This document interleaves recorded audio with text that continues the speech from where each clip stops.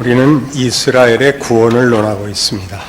이스라엘은 예수를 거절했고 그 구원을 거부했는데 당연히 이스라엘은 구원에서 제외됐어야 맞지 않느냐. 그렇다면 여태껏 구약 내내 하셨던 하나님의 그 이스라엘을 선택하고 일하신 것이 다 소용없는 짓이었단 말인가? 이제 여기에 이르죠. 이스라엘이 그렇게 된다고 해도 우리는 그것 자체로는 아무래도 좋은데, 그러면 구원을 받았다가 선택을 받았다가 취소가 될 수 있단 말이냐? 우리가 잘못하면 그만이란 말이냐? 여기까지 오기 때문에 이 문제는 매우 중요한 것입니다. 율법이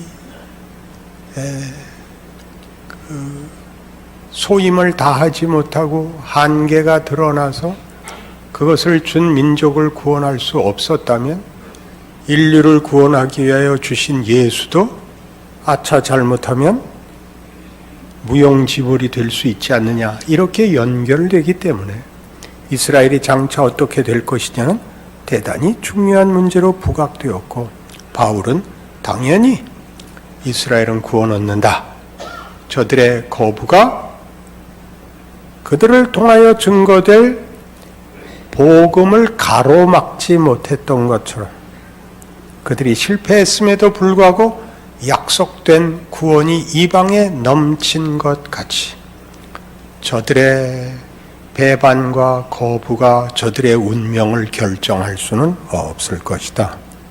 이방에게, 율법 없는 이방에게 구원을 허락하신 하나님의 은혜가 저들도 마침내 구원하실 것이다. 이것이 로마서 9장과 10장과 11장에 걸친 사도 바울의 복음의 크기에 대한 그의 믿음이요, 하나님의 일하심에 대한 이해입니다. 그러나 이 문제는 여러 가지로 다시 살펴볼 필요가 있죠. 율법이 이스라엘로 예수를 믿는 일을 성공시키지 못했다면, 오히려 방해가 됐다면 율법은 왜 준 것인가? 율법으로가 아니고 예수로 말미암아 은혜로 구원을 얻은 성도들에게 율법의 가치는 무엇인가? 그 소용은 무엇인가? 우리 모두 다 은혜로 말미암는 구원을 얘기할라 치면 율법이 아닌 이라고 얘기를 하고, 그러나 율법을 그래서 폐기 처분한다고 얘기하지는 않습니다. 율법은 지켜야 되지만 그것이 은혜의 수단은 아니라고 하는 그 사이, 그 조화, 그 균형을 우리는 매우 조화시키기가 어렵지요. 본문에 있는 10장 4절을 보시면 그리스도는 모든 믿는 자에게 의를 이루기 위하여 율법의 마침이 되었다. 율법을 끝냈다. 그 목표를 이루었다는 뜻입니다. 이제는 더 이상 필요 없다가 아니라 율법의 진정한 목표를 완성했다. 그게 뭐냐? 그러니까 율법은 원래 의도와 의미가 뭐냐? 예수가 완성했다는 말로 이제 우리는 하나의 단서를 찾아 율법의 용도를, 목적을 이해할 수 있을 것 같습니다. 출애굽기 19장으로 갑니다.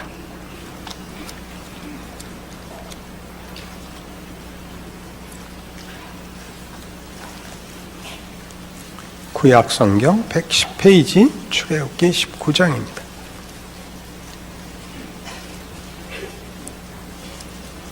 이스라엘 자손이 애굽 땅을 떠난 지 3개월이 되던 날, 그들이 시내 광야에 이르니라. 그들이 르비딤을 떠나 시내 광야에 이르러 그 광야에 장막을 치되 이스라엘이 거기 산 앞에 장막을 치니라. 모세가 하나님 앞에 올라가니 여호와께서 산에서 그를 불러 말씀하시되, 너는 이같이 야곱의 집에 말하고 이스라엘 자손들에게 말하라.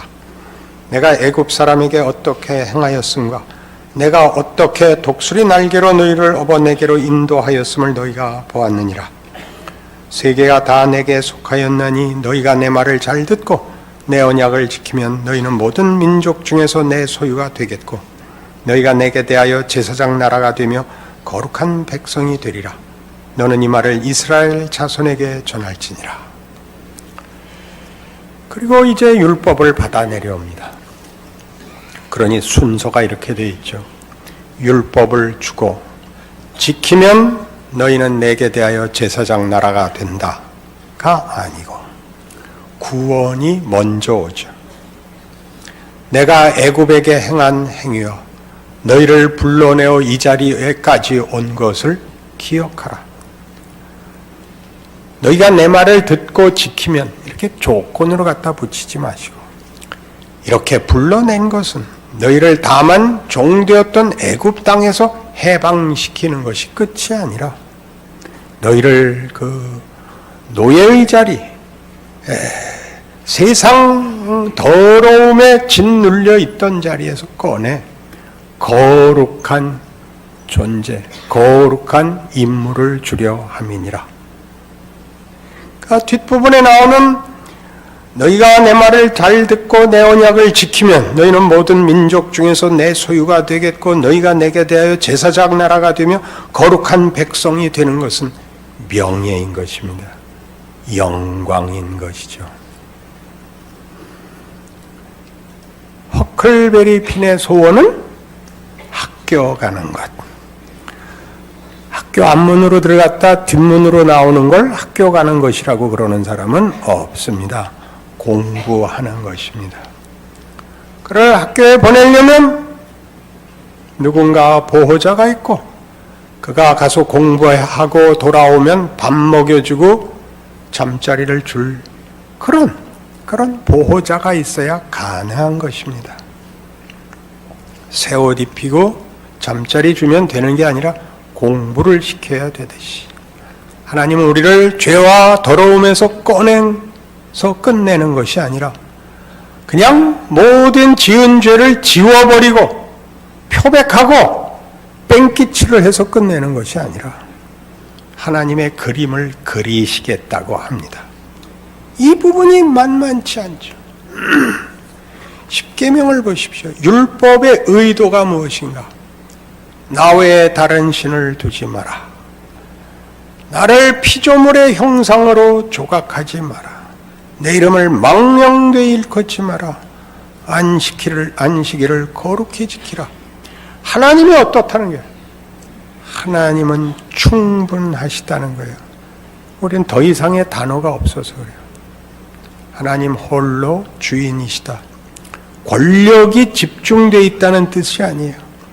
영광과 생명과 진리와 의와 가치와 승리와 모든 만족이 그분께 있습니다. 그분이 주실 수 있습니다. 그분이 여러 개 중에 하나를 담당하는 한 과목의 책임자가 아니고 우리라는 인간과 이 세상을 모두 다스리시기에 충분하시다. 그게 계명의 앞부분이죠. 두 번째 계명은 거짓말하지 마라, 도둑질하지 마라, 살인하지 마라, 내 이웃의 것 탐내지 마라. 무슨 뜻이라 그랬어요? 내 필요를 이웃에서 뺏어와야 되도록 놔두시는 하나님이 아니다. 너와 네 이웃에 쓸 것은 내가 채운다. 넉넉하게 살아라. 예수님이 하나로 모으셨죠. 어느 계명이 제일 큽니까? 첫째는 내 마음을 다하고 뜻을 다하고 성품을 다하여 주 너의 하나님을 사랑하라 하셨으니 이것이 크고 첫째 되는 계명이요. 둘째는 이와 같으니 네 이웃을 네 몸과 같이 사랑하라 하는 이 말씀에 모든 율법이 하나님의 뜻이 담겨 있다고요. 그게 계명입니다. 그러니까 율법은 지켜서 구원 얻는 조건도 아니고 하나님과의 관계를 존속시키는 방법도 아니고 하나님의 백성으로서의 자기 가치를 확인하는 방법도 아닙니다. 그것은 놀라운 부름입니다. 우리는 끊임없이 율법을 논할 때마다 그것이 나의 노력의 성과였고 지금도 그것을 내가 유지시키고 있고, 그리고 하나님이 나를 부르신 이유는 봐라, 벌써 하나님은 이걸 알고 계셨던 거야. 난 쓸모있는 존재야. 난 너와 달라. 여기서 벗어나지 못하고 있는 것입니다. 율법은 우리를 하나님을 믿게 만들며 하나님과 화목하게 하며 하나님을 사랑케 하기 위하여 제시된 하나님이 누구신가, 우리를 무엇을 위하여 불렀는가에 대한 요약입니다. 세밀한, 아주 세밀한 자상한 설명입니다. 그러나 이스라엘은 그것을 끝까지 자기네들의 조건으로 만드는 데 썼습니다. 그래서 어떤 일이 생겼는가요? 하나님이 오시자 거절해버렸죠. 거기가 바로 율법이 의도한 것과 인간이 가진 죄가 그 율법을 어떻게 오용하고 악용했고 왜곡했는지가 드러나는 중요한 장면인 것입니다. 현실로 돌아올까요? 신약 시대는 예수를 믿은 사람들입니다. 금방 차별화하죠. 저들은 율법이 있었고 우리는 믿음이 있다. 저들은 율법을 고집하는 바람에 믿음을 가지지 못했다. 그렇게 간단할까요? 율법이 늘 자기 의를 강조하느라고 율법에 담긴 하나님의 목표, 하나님의 진정한 자신의 모습과 그 영광으로의 부름을 우리가 놓쳤던 것 같이 신약 시대는 끊임없이 믿음이라는 말이 이 율법을 대신합니다. 여러분 잘 아시는 로마서의 지금 설명은 시간이라는 중요한 하나의 시각을 가지고 구원이 역순으로 벌어지고 있다는 것을 가르치고 있습니다. 우리가 믿기 전에, 부르기 전에, 필요를 알기 전에 하나님이 구원을 베푸셨습니다. 그리고 그것을 믿음이라고 그랬습니다. 율법이 아니고 믿음이라고 얘기했는데, 우리가 예수의 필요성을 알기 전에, 구하기 전에, 준비하기 전에, 알지 못한 때 이루어진 구원을 로마서 5장 8절에서 우리가 아직 죄인 되었을 때 그리스도께서 우리를 위하여 죽으심으로 우리에 대한 하나님의 사랑을 확증하셨느니라 입니다. 그때 죽었죠. 2000년 전에, 우리 태어나기 전에, 알고 말고를 떠나서 생겨나기 전에 뭐가 일어났다고요? 구원이 완료됐다고요. 구원이 완료됐다는 게 무슨 뜻이라 그랬어요? 과거에 일어난 일이라서 번복시킬 수도, 취소시킬 수도 없습니다. 우리는 그 후에 태어납니다. 여전히 죄인으로 태어납니다. 그리고 예수를 믿죠. 새삼스럽게 필요를 알지요. 각각에게 적용시키는 것이라고 했습니다. 결단하고 이해하고 방황하고 의심하고 거부하고 이 모든 과정을 겪고 항복하는, 내가 내 마음으로 항복하는 그런 과정을 주시죠. 시작이 나한테 있지 않았다는 것 확인하는 것이 믿음이라는 단어입니다. 내가 예수를 믿어서 구원을 얻은 것이 아니라 내가 모를 때 우리를 구원한 하나님의 방식이기 때문에 믿음으로라고 그러고 있는 것입니다. 행위의 법칙이 아닌, 우리는 태어나지도 않았는걸요. 믿음은 하나님이 구원을 우리에게 주시는 신적 방법이었습니다. 다른 표현으로 은혜라고 합니다. 은혜라 그러면 하죠. 그렇게 얻어진 구원, 그걸 우리는 어떻게 써먹는가 보십시오. 넌 믿음이 없어부터 시작해서 믿지 않으면 안 돼. 전부 우리의 조건과 자격으로 돌아와 무기가 되죠. 안 그렇습니까? 이스라엘이 율법을 가지고 예수를 거절했던 것처럼 신약 시대의 교회들은 믿음이라는 걸 쳐들어서 예수를 거부합니다. 예수를 거부한다는 게 뭐죠? 예수는 모두를 기다리고 있습니다. 예수는 모든 것을 자기가 행한 대로 갚지 않고 계십니다. 그걸 해야 됩니다. 아무래도 좋다고 얘기를 하는 게 아닙니다. 비기너들이 교회에 올 수 있습니다. 교회와 기독교 신앙을 오해하고 있을 수 있습니다. 겉으로 보기에 윤리적으로 못났을 수 있습니다. 성격에 결함이 있을 수 있습니다. 아니, 열심을 부려 교회에 손해를 끼칠 수도 있습니다. 그 모든 것을 믿음이라는 이름으로 정죄를 해버리고 죽여버리려고 하셔서는 안 됩니다. 교회가 아무래도 좋다는 건 당연히 아닙니다. 그러나 교회를 어떻게 이해하는가, 자기가 얻은 구원을 어떻게 이해하는가 하는 것은 거기서 드러나는 것입니다. 거기서 드러나는 거죠. 상대를 위하여 쓰라는 말 아닙니다. 스스로에게 적용하십시오. 스스로에게. 예수를 믿는다는 것은 바로 이 문제에서 늘 와서 걸리는 것입니다. 시편 51편에 가시죠.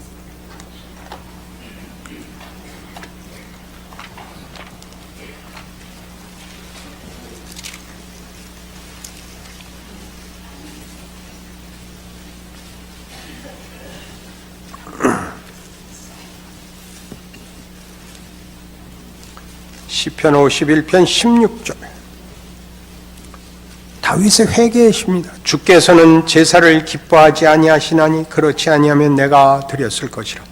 주는 번제를 기뻐하지 아니하시나이다. 하나님께서 구하시는 제사는 상한 심령이라.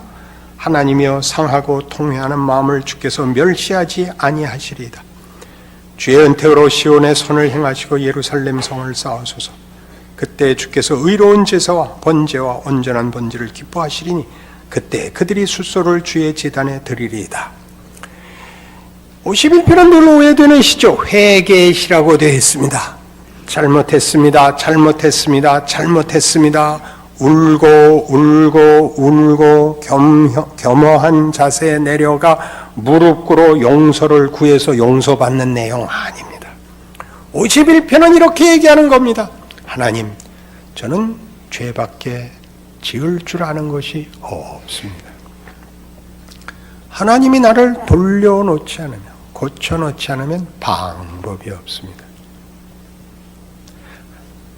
하나님이 우리의 헌신을 받으시는 것이 아니라 우리가 하나님이 필요하다는 것을 아는 것을 기뻐하신다는 사실을 알았습니다. 그러니 하나님, 시온에 선을 행하소서. 하나님의 나라, 하나님의 백성에게 선을 행하소서. 예루살렘 성을 하나님이 쌓아주소서. 우리가 쌓는 것은 다 거짓된 것입니다.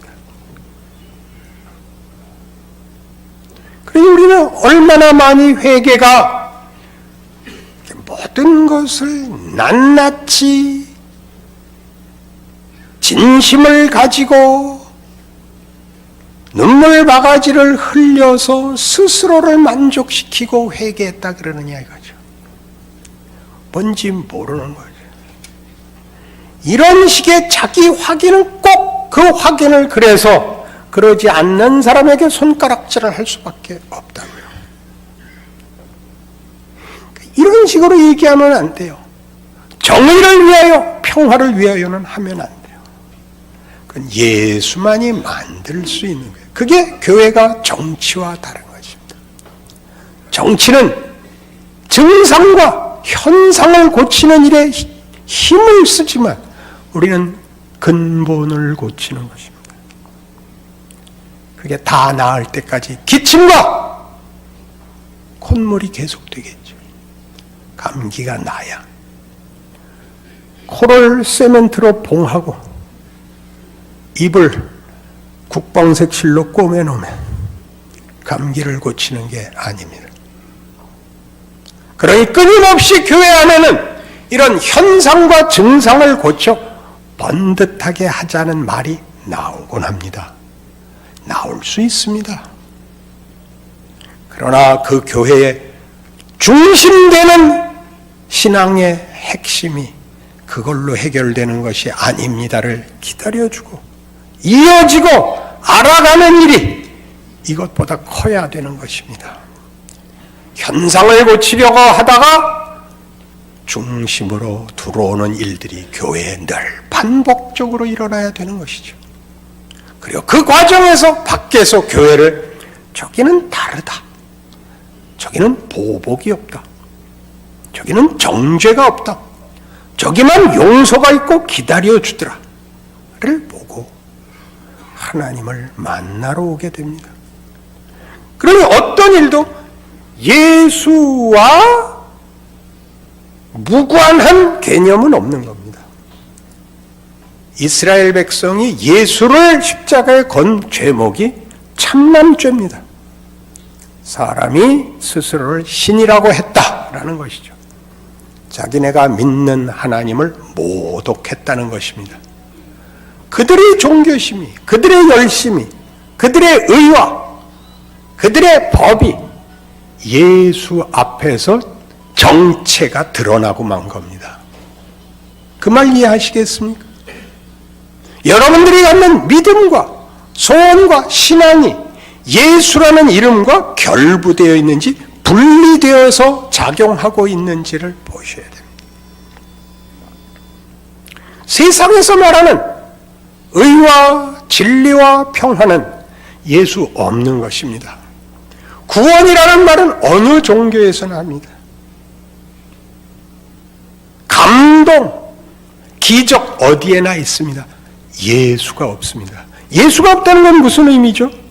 예수만이 하나님과 인간 사이를 잇는, 하나님이 그의 백성을 하나님께로 인도하는 유일한 방법이고 문이고 내용입니다. 그가 없이 다만 덕목이라는 이름으로, 유용하다는 이름으로 드러나는 어떤 것도 기독교 신앙적으로는 죄인 것입니다. 죄란 하나님 없음이죠. 그래서 자, 이 문제를 여기 가면 분명해집니다. 마태복음 갈라디아서 5장으로 가시죠. 갈라디아서 5장에 오면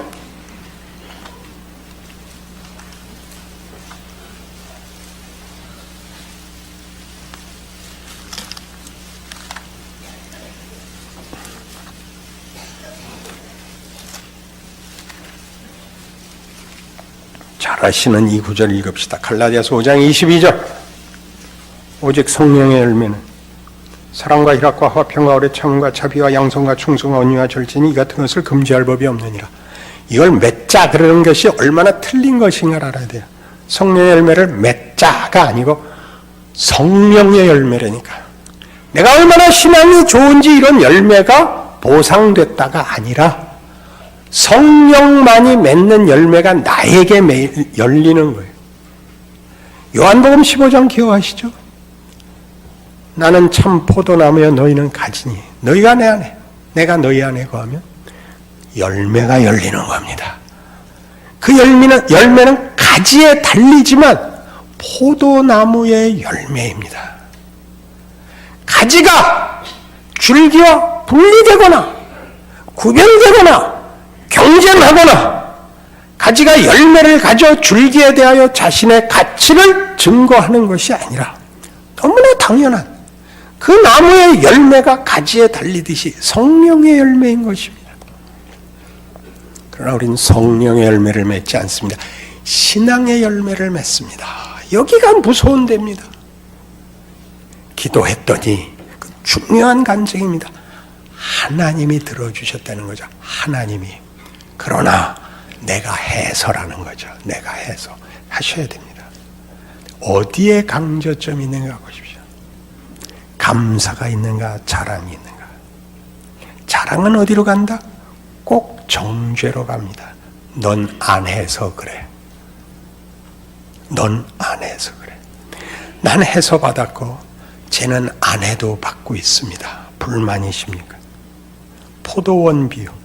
아침 7시에 들어온 자와 오후 5시에 들어온 자에게 동일하게 한 데나리온을 줬더니 아침에 온 놈이 화냈다. 기억하셔야 됩니다. 예수입니다. 그래서 이걸 오늘 우리 본문에서 뭐라고 얘기를 하느냐 하면 잘 보십시오.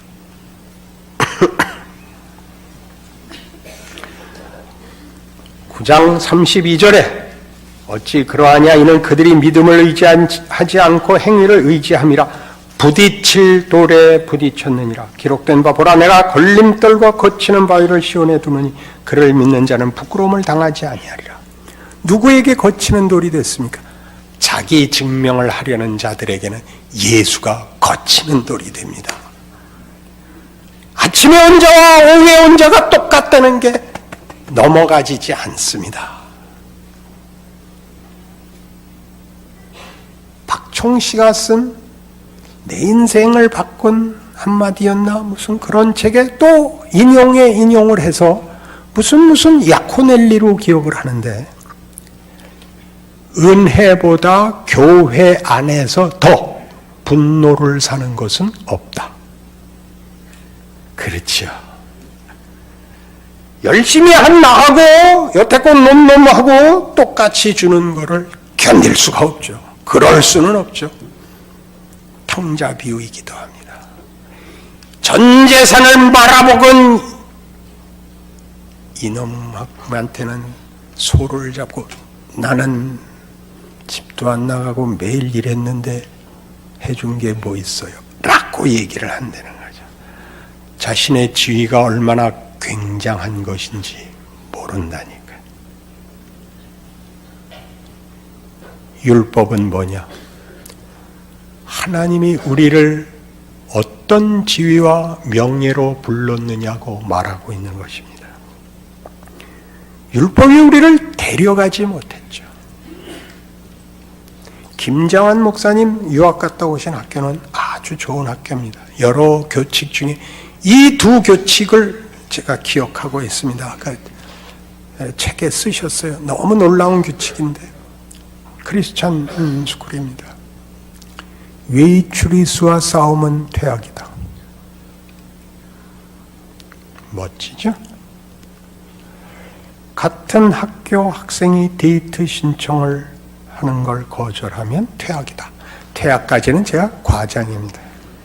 이게 무슨 말일까? 이 학교를 다니면 데이트 상대로서 손색이 없다.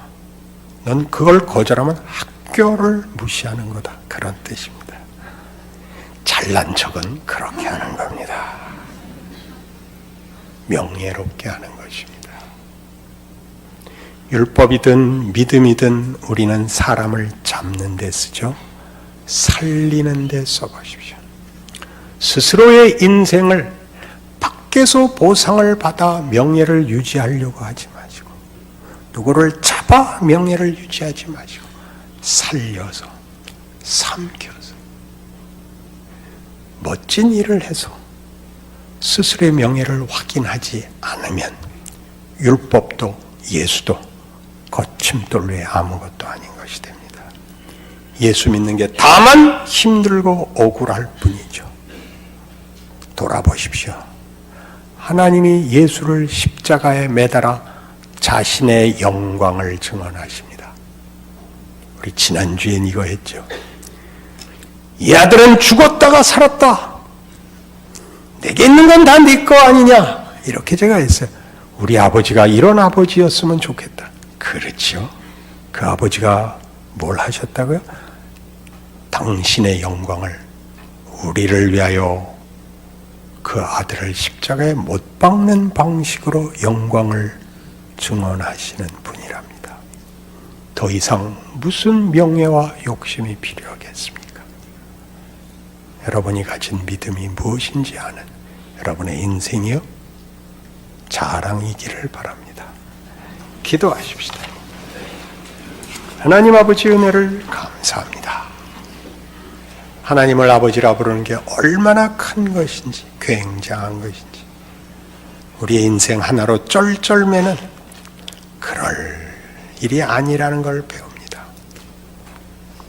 고난의 길을 걸을 수 있고 억울한 길을 걸을 수 있으나 그 어느 자리에도 하나님의 자녀이며 영원한 영광과 승리가 우리의 것이라는 것을 압니다. 우리의 고난이 우리로 섬기는 길을 가게 하고 누구를 품는 길을 가게 한다는 사실을 기억하고 멋진 인생 사는 우리 되게 하여 주시옵소서. 예수님 이름으로 기도합니다.